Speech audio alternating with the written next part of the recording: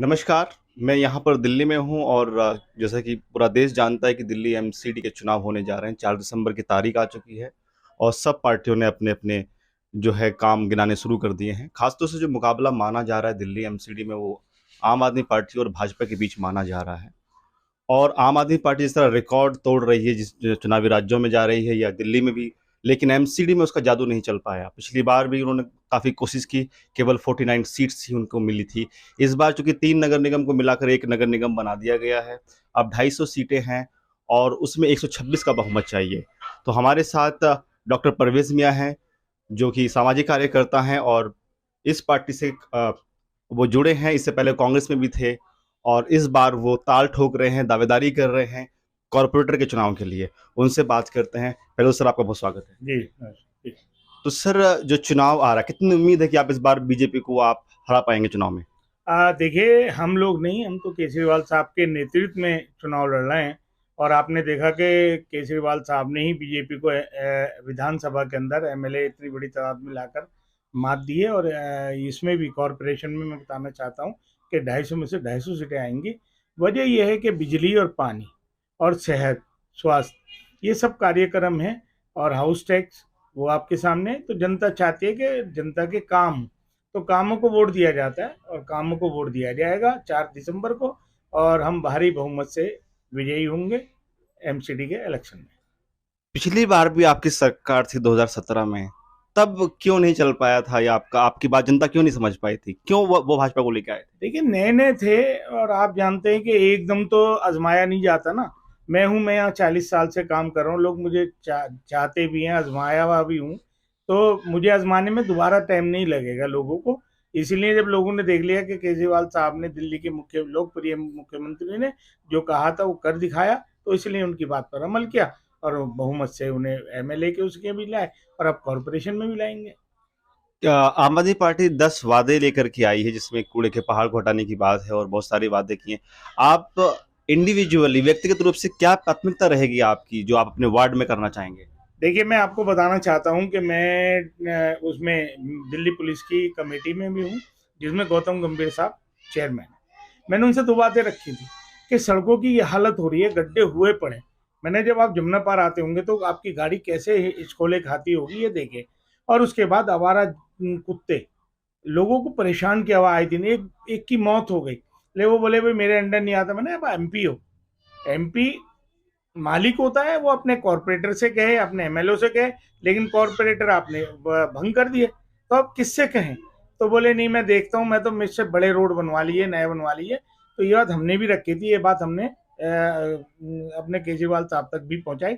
इसीलिए उन्होंने कहा एक तरफ हमारी सरकार जो केंद्र में बैठी है वो कहती है ये पॉल्यूशन खत्म होना चाहिए, लोगों को हानिकारक है, पन्नी पे बैन लगाया है, कई सफाई व्यवस्था। लेकिन इतने बड़े बड़े टीले जो ये गाजीपुर के पास है और वहाँ अपना क्या कहते हैं बुराड़ी के पास है, उससे लोगों को कितनी हानि हानि पहुंचती है स्वास्थ्य में, कि आने वाली जनरेशन हमारी कैंसर पीड़ित होगी।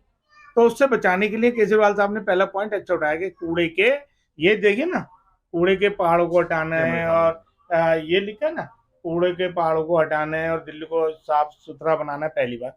दूसरी बात उन्होंने सही कहा कि जब लेंटर पड़ता था 40,000 50,000 रुपए पर लेंटर, दलाली, दिन में सीलिंग लगवाना, शाम को उन्हीं के लोग सेटिंग करते थे, सीलिंग हटा दिया करते थे। भ्रष्टाचार निगम में कितना था, तनख्वाहें ना मिलनी, पेंशनें ना मिलनी, ये सब चीजें हैं जो केजरीवाल साहब ने हाउस टैक्स की बात कही। हाउस टैक्स आज देखिए जो स्कीम चली है उसमें लोगों को राहत मिल रही है। तो मैं समझता हूँ जो वायदे किए हैं पूरा करेंगे हम लोग और उनके नेतृत्व में हमने काम करना है। टिकट की लड़ाई होती है, होनी भी चाहिए, प्रजातंत्र है, टिकट तक हमारी भी लड़ाई है, जो फैसला पार्टी का होगा हम उसको मानने हैं। भाजपा जब चुनाव करीब आते चले जाते हैं तो ध्रुवीकरण की तरफ वो चली जाती है, तो उसका मुकाबला कैसे कर पाएंगे आप?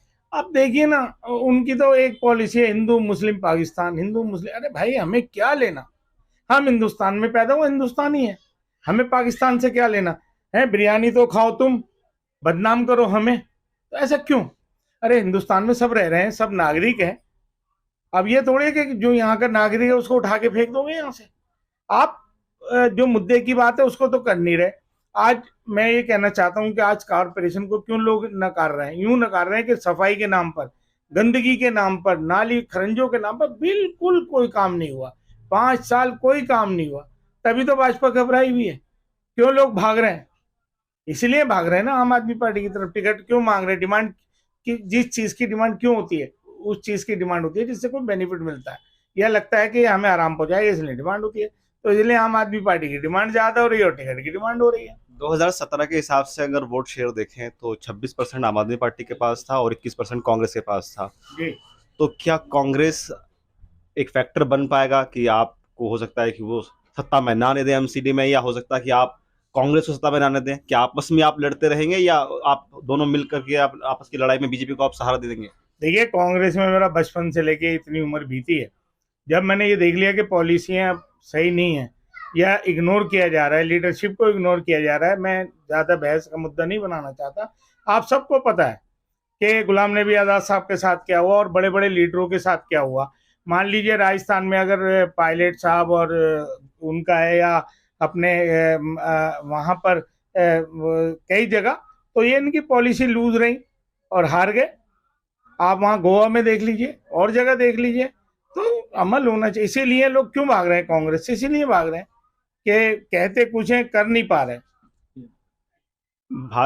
विपक्षी आप पर ये भी आरोप लगा सकते हैं कि आप अवसरवादी हैं, कि अब जब कांग्रेस का यहाँ पर जनाधार कम होता जा रहा है तो आपने अपना राजनीतिक भविष्य देखते हुए आप आम आदमी पार्टी में आ गए। ये देखिए, मालिका करम मेरे पास सब कुछ है, इज्जत है, शान शौकत दौलत सब कुछ है, लेकिन क्या है कि हमें पब्लिक के नुमाइंदे, हम पब्लिक फिगर हैं, हमें लोगों के काम करने हैं। लोग तो हमारे पास आते हैं काम कराओ, जो हमारा नुमाइंदा ऊपर नहीं होगा। कांग्रेस में नुमाइंदगी नहीं थी, है यहाँ पर तो एक ही को दिए जा रहे हैं, एक ही को सब कुछ दिया जा रहा है, तो अच्छी बात नहीं है। इसीलिए मैंने ये फैसला लिया। और मुझे दिल्ली के सीएम ने कहा कि हमें पढ़े लिख के ईमानदार लोगों की ज़रूरत है, आप शामिल होइए। क्योंकि मैं 13 साल हज कमेटी में था, 2 साल इनके टाइम में मैं चेयरमैन भी था। उन्होंने मेरा कार्यशैली देखी काम करने का। और देखिए, ये लोग अपने आप हर आदमी के बारे में सर्वे करके लगा लेते हैं कि आदमी कैसा है। अगर हम गलत होंगे तो हमें कोई नहीं पूछेगा। तो अगर अच्छे हैं, हमारा मतलब सबके को पता है करेक्टर चरित्र, तो हमें यूं बुलाया। हम चाहते हैं कि पब्लिक का भला होना चाहिए। अगर हम कांग्रेस में थे तब भी पब्लिक का भला करते थे। अब एक प्लेटफॉर्म आम आदमी पार्टी का मिला है, तो हम पब्लिक के नुमाइंदे पब्लिक का भला करना चाहते हैं। ओके, बहुत बहुत धन्यवाद हमसे बात करने के लिए। Thank you. और आपके राजनीतिक भविष्य के लिए बहुत शुभकामनाएं। थैंक यू, शुक्रिया।